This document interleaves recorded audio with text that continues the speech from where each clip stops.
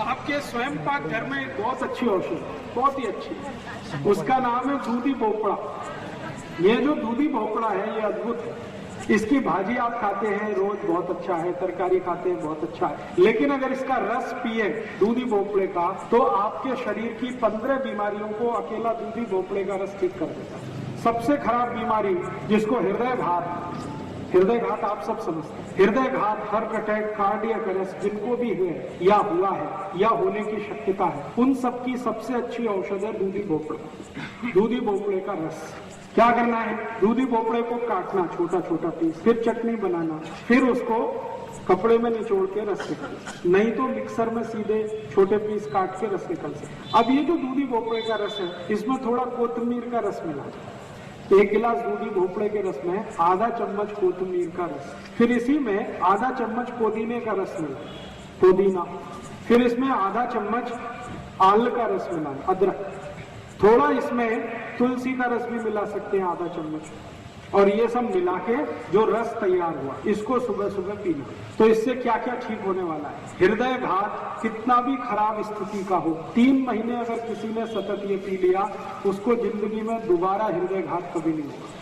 और डॉक्टर अभी कहता है आपको कि ऑपरेशन करा लो, कल करा लो, नहीं तो परसों आपको हार्ट अटैक आ जाएगा, आप डॉक्टर को नमस्ते करके घर आ जाइए और उसी दिन से दूधी भोपड़े का रस पीना शुरू कर दीजिए। 3 दिन भी अगर पी लिया तो मेरी गारंटी है कि अगले 30 साल हार्ट अटैक नहीं आएगा, कभी भी नहीं आएगा। तो हृदय घात की सभी बीमारियों में सबसे अच्छी औषध है दूधी भोपड़े का रस। कभी कभी डॉक्टर आपको ये कहता है कि आपके हृदय में ब्लॉकेज है, आर्टरीज आपकी ब्लॉक हो गई है, 90% ब्लॉक हो गई, 2 आर्टरीज, फिर बोलेगा एक तीसरी वाली 70% ब्लॉक हो गई, तो भी डॉक्टर को नमस्ते करके घर आ जाए। वो तो बोलेगा अभी ऑपरेशन करा लो, नहीं तो कभी भी मर जाओगे। तो डॉक्टर को कहना है कि जीना मरना सब ईश्वर के हाथ में है, आपको नमस्ते, आपने हमको सुझाव दिया, धन्यवाद। घर आके दूधी भोपड़े का रस चालू कर दो, दोबारा उस डॉक्टर के पास जाने की गरज ही नहीं पड़ेगी। 40 मिनट तक कुछ खा नहीं सकते, दूधी भोपड़े का रस लेने के बाद 40 मिनट तक कुछ खाना पीना नहीं, 40 मिनट बाद कुछ भी खा पी सकते नहीं, बिल्कुल नहीं। मैंने बोला क्या नमक, मैंने बोला कोथिमीर का रस, मैंने बोला पुदीने का रस, मैंने बोला आल का रस, मैंने कभी नहीं बोला इसमें नमक मिलाना। अगर मिलाना होता तो मैं बोलता, नमक मिलाया तो उसका सब ताकत खत्म हो गया, नमक नहीं मिलाना जी, नहीं मिला तो कोथिमीर का चलेगा, कोथिमीर का भी नहीं मिला तो तुलसी का रस तो कभी भी मिलेगा, उतना तो डाल ही दीजिए, आल का रस तो कभी भी मिलेगा, उतना तो डाल लीजिए, चलेगा, पत्ते डाल दीजिए, मिक्सर में जब पीस रहे तो पत्ते सीधे ही डाल दीजिए तो भी चलेगा। समझ में आया? दूधी भोपड़ा बहुत अद्भुत है। मेरी आपको सबको एक छोटी सी सूचना है कि हृदय रोग का कोई भी मरीज, कोई भी पेशेंट डॉक्टर के पास गया और डॉक्टर ने बोला कि ऑपरेशन कराओ, कभी मत कराओ, क्योंकि मैं आपको बताता हूं कि ऑपरेशन कराओ या मत कराओ स्थिति आपकी वही रहने वाली है। ऑपरेशन होने के बाद यही है कि 2-2.5 लाख रुपए डॉक्टर आपसे ले लेगा, गारंटी कुछ नहीं देगा, वो कहेगा अगले दिन भी हार्ट अटैक आ सकता है, तो क्या फायदा ऑपरेशन कराने का। और मैं आपको बताऊं, हृदय घात का ऑपरेशन करने वाले सब डॉक्टर अपना ऑपरेशन कभी नहीं कराते, वो खुद दूधी भोपड़े का रस पीते, कभी नहीं कराते, क्योंकि उनको माहिती है ऑपरेशन के बाद भी ठीक कुछ नहीं होता। ऐसे मेरे पास बहुत पेशेंट हैं जिन्होंने ऑपरेशन कराया, एंजियोप्लास्टी कराया, बाईपास सर्जरी कराया, फिर से हार्ट अटैक आया और दोबारा पैसा नहीं था इसलिए ऑपरेशन नहीं करा पाए और दूधी भोपड़ा लेना शुरू किया और वो ठीक है। इसलिए ऑपरेशन कराने की बिल्कुल कोशिश मत करिए। क्या होता है वो मैं समझाता हूँ। डॉक्टर करता क्या है, हृदय को रक्त देने वाली जो वाहिकाएं हैं जिनको आर्टरीज कहते हैं हम लोग अंग्रेजी में, उनमें एक स्प्रिंग डालता है डॉक्टर, और वो स्प्रिंग वही होती है जो बॉल पेन में आपने देखी, बॉल पेन में एक स्प्रिंग देखिए, वही स्प्रिंग है, उसको अंग्रेजी में स्टंट कहते हैं। ये स्टंट 3 रुपए का बनता है और डॉक्टर जब आपको हृदय घात के ऑपरेशन में इसको डाल देता है तो 3 लाख रुपए ले लेता है। 3 रुपए की चीज है और आपसे 2.5-3 लाख ले लेगा और बोलेगा गारंटी कुछ नहीं, कल फिर अटैक आ सकता, तो फायदा क्या उसको डलवाने का। इसलिए कभी भी हृदय घात का ऑपरेशन कराने की कोशिश मत करिए। दूधी भोपड़े के रस से आपको कोई भी स्थिति ठीक हो जाएगी। मुफ्त की दवा है, ज्यादा खर्चा नहीं आएगा। हाँ, बहुत अच्छा प्रश्न। भोपड़े कम से कम 2 प्रकार के तो मैंने देखे, एक तो गोल होता है और एक लंबा होता है। ये जो लंबा वाला है ये सबसे अच्छा है, तो लंबा वाला जो भोपड़ा है उसका रस सबसे अच्छा है। गोल वाला जो है इसको ज्यादा अच्छा नहीं मानते। हाँ, अगर बीज कम होगा तो सबसे अच्छा होगा। और कड़ू है तो उसको प्रयोग कम करिए।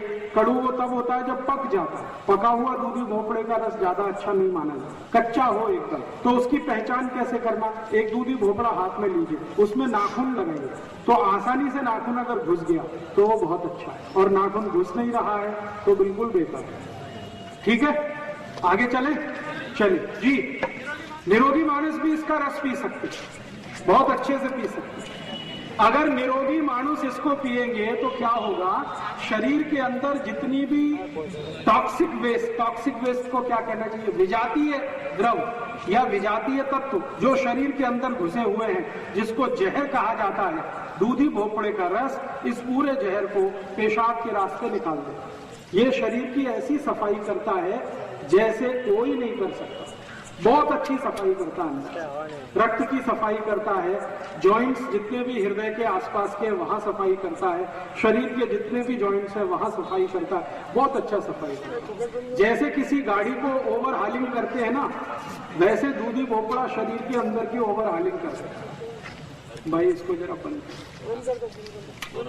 हाँ, पानी डाल के ना पिए तो अच्छा है, और अगर कोई मजबूरी है तो थोड़ा पानी डाल दीजिए, ज्यादा मत डालिए। इतना मत पानी डाल दीजिए कि भोपड़ा ना रहे, पानी ही रह जाए। थोड़ा सा मामूली उतना, जब आप उसको पीस रहे हैं तो थोड़ा पानी तो लगेगा, बिना पानी के पिसेगा नहीं, उतना पानी। बार बार माने हर महीने में 30 दिन होते हैं, 30 दिन रोज सुबह 1 गिलास पी सकते हैं। अगर आप स्वस्थ हैं तो 200 मिलीलीटर का गिलास इतना काफी है, और बीमारी वालों को 300 मिलीलीटर। साल भर ले सकते हैं, कोई हरकत नहीं, कोई तकलीफ नहीं। ऐसे ही अपने स्वयं पाक घर में एक बहुत अच्छी औषध है, उसका नाम है दालचीनी। बहुत ही अद्भुत है ये दालचीनी, इतनी अच्छी औषध है कि आप इसके बारे में भी हैरान हो जाएंगे सुनकर। दालचीनी का पाउडर और मध दोनों मिलाकर अगर कोई भी ले, सुबह 1 चम्मच दालचीनी का पाउडर और 1 चम्मच मध दोनों मिलाकर अगर कोई भी खाए तो ट्यूबरकुलोसिस माने टीबी, अस्थमा, ब्रोंकियल अस्थमा और अस्थमा के फैमिली में होने वाली जितनी भी बीमारियां हैं जो एलर्जी से ज्यादा शुरू होती हैं, ये सबको ठीक करने की ताकत दालचीनी में है। दम भरता है, सांस भरती है, 10 कदम भी चल नहीं सकते, चले तो बैठना पड़ता है, इन सब की औषधि दालचीनी। खाने का तरीका, दालचीनी का पाउडर बनाइए, मध में मिला के खाइए। और अगर आप जैन धर्म का पालन करते हैं तो मध नहीं खा सकते तो गुड़ में मिला के खाइए।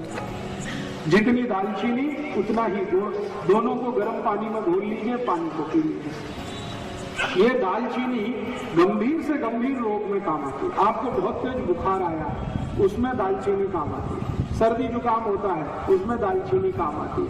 वायरल फीवर है, उसमें दालचीनी काम आती है। बैक्टीरियल फीवर है, उसमें दालचीनी काम आती है। शरीर को मोटापा बहुत हो गया है, वजन कम करना है, उसमें दालचीनी काम आती है। शरीर को कभी भी भूख ही नहीं लगती है, उसमें दालचीनी काम आती है। एकदम बारीक शरीर है जिन बच्चों का, उनको भी दालचीनी काम आती है। ये एक दालचीनी 23 रोगों को ठीक कर देती है, बहुत अद्भुत है। तो रसोई में जरूर रखिए इस दालचीनी। कभी भी आप इसको उपयोग करेंगे, धोखा नहीं देगी दालचीनी। सब्जी में डाल के खा सकते हैं, दालचीनी तो सब्जी में डाल के खाने की चीज है, मसाले के रूप में ही उपयोग होती है। गरम मसाले में दालचीनी के बिना चलता नहीं है, तो मसाले में तो डलती ही है, लेकिन अलग से आप उसको उपयोग करें तो वो बहुत ही अच्छी औषध है। प्रमाण ये 1 चम्मच दालचीनी पाउडर, 1 चम्मच मध। अगर मेथी खा रहे हैं तो इसकी जरूरत नहीं, ये खा रहे हैं तो मेथी की जरूरत नहीं। एक बार में एक ही औषधि खाइए जी।